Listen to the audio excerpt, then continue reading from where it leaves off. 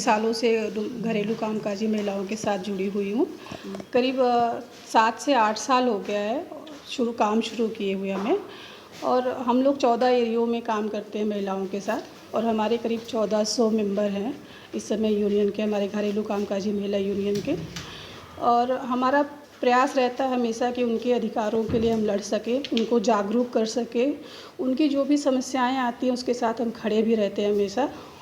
और ये पिछले 3 सालों से हम लोग बोनस कैंपेन कर रहे हैं, और क्योंकि हमारा अधिकार है बोनस, कोई हम उनसे भीख नहीं मांगते हैं कि दिवाली के समय वो लोग एक मिठाई का डब्बा 50 रुपया दे देते हैं। हमें वो नहीं चाहिए, हमें हमारा अधिकार चाहिए कि 1 महीने की पूरी सैलरी, कम से कम सैलरी नहीं भी मिले 50% तो दो, कुछ तो दो, पर हमें एक डिब्बा मिठाई और 50 रुपये नहीं चाहिए। हमने ये सोच के महिलाओं के साथ जब काम शुरू किया तो हमने पहले उनसे बात किया कि जब 2022 में हमने पहला कैंपेन शुरू किया तो हमने उनसे बात किया कि हम इस तरह से आप लोगों के साथ मिलकर एक कैंपेन करना चाह रहे थे। तो उसमें से सिर्फ 100 महिलाओं ने हमारा साथ दिया था उस समय। कितनी सारी महिलाओं ने मना कर दिया, नहीं दीदी हम नहीं करेंगे, हमारा काम चला जाएगा।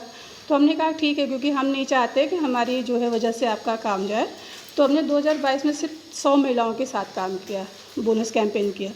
फिर जब 2023 आया तो फिर हमने 1 महीना पहले महिलाओं से बात किया कि पिछले साल हमने जो कैंपेन किया था उसमें 50% महिलाओं को बोनस मिला है। फुल नहीं, लेकिन काफ़ी हद तक किसी को 50%, किसी को फुल पेमेंट मिला है, और किसी को 30%, ऐसे करके कुछ ना कुछ एक्स्ट्रा मिला था हर साल से।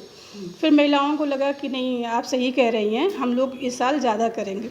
तो 2023 में हमने करीब 750 महिलाओं के साथ ये बोनस कैंपेन किया, और उसमें भी हमें 35% महिलाओं को बोनस मिला। तो इस साल जब हमने शुरू किया है कि हमने अक्टूबर में कम से कम 15 दिन जो है बोनस कैंपेन करेंगे। 28 अक्टूबर का हमारा आखिरी दिन होगा ये कैंपेन का। उसमें हमने सोचा करीब 1000 से 1200 महिलाओं के साथ ये हम कैंपेन करेंगे, और जब हमारा कैंपेन ख़त्म होता है तो हम महिलाओं के साथ फिर मीटिंग करते हैं। 15-16 साल हो गए करते करते। आज आपने यहाँ पर बोनस को लेकर के अपनी मांगों को रखा है। हाँ, क्या चाहती है, किस तरीके से बोनस मिले? किस तरह से, मतलब जैसे हम लोग काम करते हैं, हम लोगों को बोनस मिलना चाहिए। हम लोग मेहनत करते तो उसका फल तो हमको मिलना ही चाहिए ना। तो वो लोग घर के सामान पुराना उठा के दे देते हैं, वो सबसे हम लोगों को तो काम नहीं बनेंगे ना। पुराना सामान तो हम लोगों को किसी काम के नहीं होंगे। नया देंगे तो कम से कम हमारे काम आ सके। जैसे वो किस तरीके का बोनस मिले आर्थिक, जैसे हम लोग इतनी साल से काम कर रहे हैं, एक घर में कभी 5 साल हो जाते हैं, 6 साल हो जाए, 7 साल, आधा सैलरी तो मिलना चाहिए। आधा नहीं देंगे तो कम से कम इज्जत तो देना चाहिए ना। इज्जत दो हमें, इज्जत भी नहीं मिलता कहीं भी।